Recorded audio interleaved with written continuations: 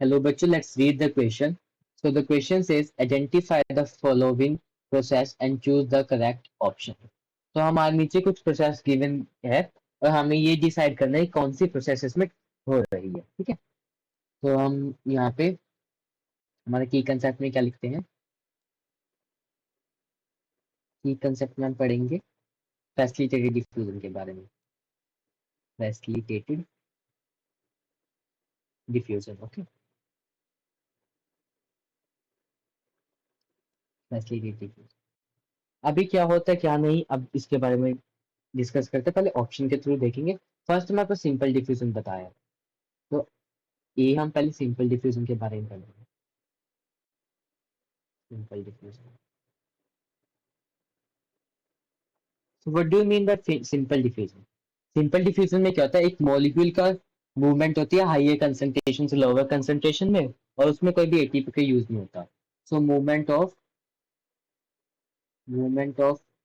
Molecule movement of molecule from high concentration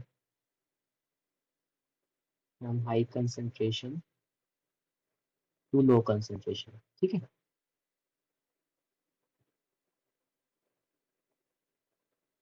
इसमें ना किसी एटीपी का यूज होता था, तो एनर्जी का कोई भी यूज नहीं होता यहाँ, तो एटीपी का यूज नहीं होगा। We can say passive process है सिंपल डिफ्यूजन में, ना इसमें कोई प्रोटीन का यूज हो रहा है। अब बी की बात करें, फैसिलिटेटेड डिफ्यूजन, इसी के बारे में अच्छे से पढ़ना है। फैसिलिटेटेड डिफ्यूजन ये क्यों होता है, क्यों अराइज हुआ, अब इसके बारे में। फैसिलिटेटेड डिफ्यूजन, इसकी जरूरत हमें क्यों पड़ी। तो डिफ्यूजन में हमारा ट्रांसपोर्टेशन तो हो रहा था, हम अब डिफ्यूजन में क्या कमी रही या फिर क्या consequences आए, so we have to shift it to facilitated diffusion. Why is it so? Because of the fact like our membrane is made up of what? Major part of the membrane is lipid, and it is very easy for the lipid soluble substance to pass it out, but it's very difficult for the insoluble lipid insoluble substance to cross the membrane. Lipid soluble थे वो तो क्या थे, आसानी से चले गए क्योंकि मेम्ब्रेन किसकी बनी थी, मेजर पार्ट लिपिड का था। बट जो लिपिड इनसोल्यूबल थे ना, उनको दिक्कत आई, वो तो क्रॉस ही नहीं कर पा रहे थे मेम्ब्रेन को। तब हमारे क्या हुआ, प्रोटीन्स आए, जिस मेम्ब्रेन में प्रोटीन थे उन्होंने हेल्प करी। So in this facilitated diffusion it will take place with the help of what, with the help of membrane protein, okay, membrane protein, with the help of membrane protein।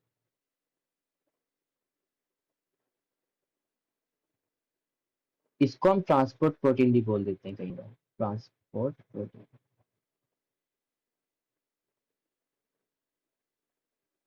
जहां पे भी क्या होगा, membrane protein या transport protein का role आएगा, और particle higher concentration से लोअर कंसंट्रेशन में जाएंगे, और पार्टिकल कहां से जाएंगे, हाइयर कंसंट्रेशन से लोअर कंसंट्रेशन में जाएंगे, लोअर कंसंट्रेशन। और इसमें क्वेश्चन अराइज होता है कि एनर्जी का यूज होता है, नहीं, ये भी कहते हैं पैसिव प्रोसेस होती है, मतलब एनर्जी का कोई भी यूज, एटीपी का यूज नहीं होगा, पैसिव प्रोसेस।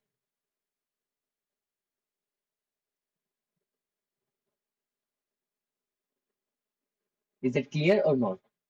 हमें हमने फैसिलिटेटेड डिफ्यूजन के बारे में पढ़ लिया। अगला हमारा प्रोसेस क्या है, ऑस्मोसिस है। अब ऑस्मोसिस की बात करेंगे यहाँ पे। अगर मैं ऑस्मोसिस की बात करूँ तो ऑस्मोसिस में क्या होगा हमारा, ऑस्मोसिस में बेसिकली वाटर का मूवमेंट रहेगा। क्या रहेगा, वाटर का मूवमेंट रहेगा, कहाँ से कहाँ तक। जहाँ पे वाटर की कंसंट्रेशन ज्यादा है वहां से, जहाँ पे वाटर की कंसंट्रेशन कम है वहां पे रहेगा हमारा मूवमेंट, रहेगा किसका, हमारी वाटर का। डीप प्लाज्मोलिसिस में क्या होगा, वाटर अंदर आएगा सेल के और हमारा सेल बिल्कुल टर्जिट हो जाएगा। अब यहाँ पे हम एक चीज क्या देख सकते हैं, अब दोनों में क्या देखो, ट्रांसपोर्ट प्रोटीन यहाँ भी है और ट्रांसपोर्ट प्रोटीन हमारे यहाँ भी है। जहाँ पे भी ट्रांसपोर्ट प्रोटीन का रोल आएगा वो कौन सी प्रोसेस हो जाएगी, फैसिलिटेटेड डिफ्यूजन। डिफ्यूजन क्यों नहीं है, क्योंकि देखो डिफ्यूजन में कोई भी कैरियर प्रोटीन नहीं होते, तो अब यहाँ पे कैरियर, ये ट्रांसपोर्ट प्रोटीन है, तो ये डिफ्यूजन, सिंपल डिफ्यूजन भी नहीं हुई, तो ये भी क्रॉस हो गया। अब बी की बात करें, फैसिलिटेट डिफ्यूजन, यहाँ पे क्या ट्रांसपोर्ट प्रोटीन है, तो इसलिए हमारी कौन सी प्रोसेस होगी, फैसिलिटेट डिफ्यूजन। ये एक आउटर साइड से इनर साइड में क्या कर रहे हैं, ट्रांसपोर्ट कर रहे हैं। अब ऑस्मोसिस में वाटर मॉलिक्यूल्स का होता है, और इसमें भी कैरियर प्रोटीन की यूज नहीं होती, तो यहाँ पे भी कैरियर प्रोटीन यूज होता है, तो ये भी नहीं। डी प्लाज्मोलिसिस में क्या होता है, पानी बाहर से अंदर जाता है, सेल पूरा टर्जिट्यूड हो जाता है, इसमें भी कैरियर प्रोटीन की। इन तीनों में से ना सिर्फ एक में फैसिलिटेड डिफ्यूजन में किसकी यूज होगी, सिर्फ इसकी। तो आंसर हमारा क्या हो जाएगा यहाँ पे, हमारा आंसर यहाँ पे हो जाएगा बी की value. Hope this is clear to, all the best.